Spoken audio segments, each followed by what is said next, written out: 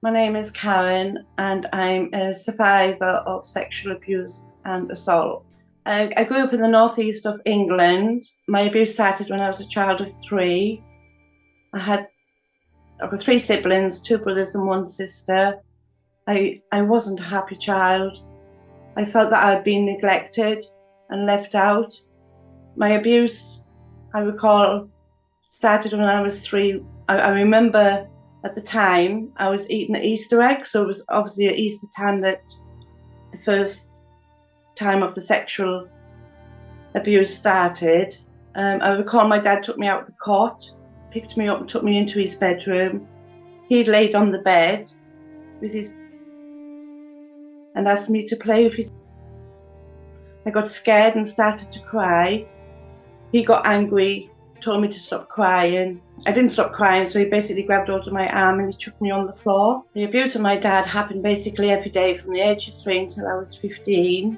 When I recall, I think I was about 5 and we moved to a different area, where in that area then I was introduced, I probably knew him before, but just remember my uncle. For some reason it was just me and not my siblings who went. But I recall sitting in the dining room, and I can't recall how I got to go to his bedroom, but I went to his bedroom. He was sat up in bed. And he said to me, "There's something under the bed. Go and have a look." So I went underneath the quilt to his private parts, and I started to feel a bit. Well, I was nervous and I was scared because I recall his people had. I knew what a house looked like because of my dad. So then I climbed out from underneath the quilt. I went back into the lounge to the dining room, and that's where I sat until my parents come and collected me. I just felt like I'd been brought into this world to be treated like that. He was my uncle. I felt comfortable because of my auntie as well. So I didn't think that he was going to cause any harm. I felt safe with him. I felt my dad was trafficking me because of the events that happened in between my dad sexually abusing me. When I was a child of 7, we then moved from where we were living to a town. So we left the country when I was 7 and we moved to the town. The sexual abuse continued with my dad on a daily basis. My dad used to give me 10 pence and would tell me then that if I told anybody, I would not only get into trouble and be hurt, but no one would believe me. So my dad would basically know the time that I would be coming home from school, to know that I'd be the first one in that house. So there would be no one there. So he'd be waiting for me. When I was 7 and we lived in the first house in the town, I recall my older brother, he took me and my younger brother to an old air raid shelter in the area of the town, and he would force me and my younger brother to remove our clothes. Probably a good thing that I don't remember what happened after that incident with my oldest brother. There was a family friend that came into contact with my parents, and he started to give me 10 pence, this family friend of my parents. I don't recall at that time why he was giving me 10 pence, but I recall it later when we left that place when I was 9, 10, to move to another area in the town. This other person, the family friend, sexually assaulted me. But I recall going into the kitchen, this family's friend was stood by the cooker with his back away from me. He turned around, come towards me. I was so scared I couldn't move. I froze. I was just stood and just let it happen.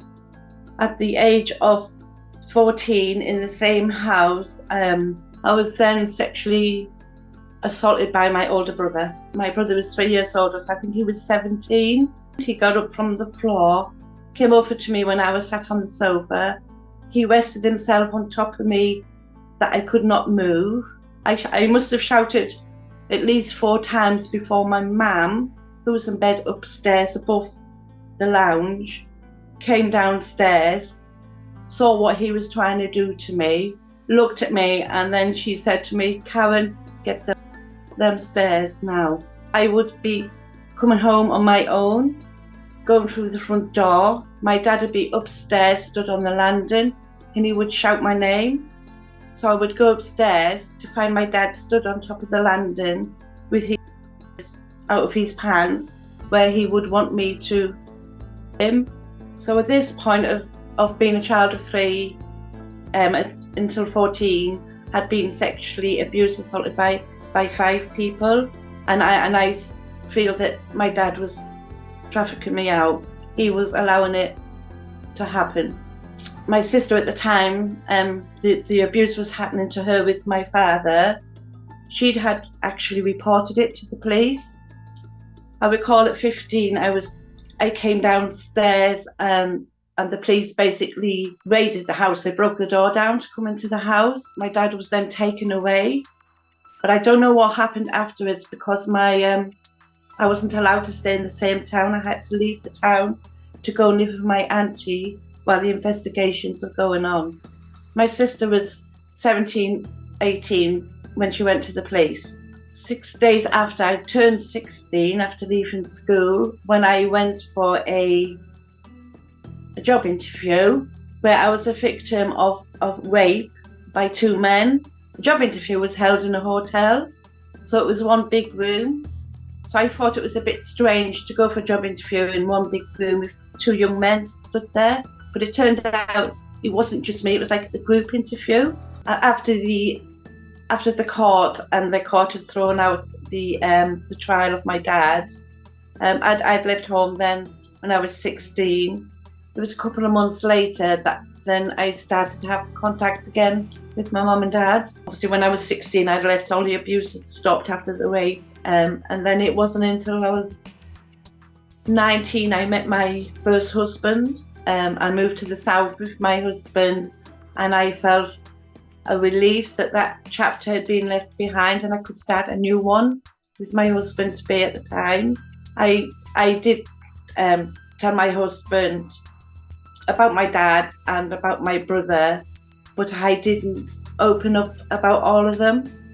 I felt some relief, but I still didn't feel safe because I didn't trust men. My marriage with my first husband lasted for 17 years, where then I had 4 children. If anyone's going through this or have gone through this, please do what I did after so many years, but I finally done it. I've finally been able to reach out and get the help that I need, the support that I'm getting. It's hard, but that support and the therapy that you need, that I feel that you will need. If you've been thinking of reporting it to the police, then do it. And now that I've, like I said, finally reported stuff, I've kept quiet for so long in my life that now I've finally reported stuff. I want to tell the world. I want to open up to the world and tell them. And I think that's, hopefully they can be strong enough to be able to do that as well. Just to get it all out. It's going to hurt, and it still does hurt, but I'm hoping now I'm on that path and that little girl's going to get her justice. I want that little girl to get her justice. She lives with me and she's like, come on, you can do it. So I want to thank you for listening to my story, and I want you to be strong. If I've gone through the sexual assault abuse is what happened to me, and it's given me that bit of strength, then I pray that you can do that as well and move up that big, massive ladder and do that next step. Seek the help, get the help. You're loved, and I want you to be strong. I'm being strong. I'm going to get through this. I'm not going to let it get to me the way that it has in my past. So I pray that you can do the same, and don't think bad of yourselves. Don't think bad. Move up that ladder.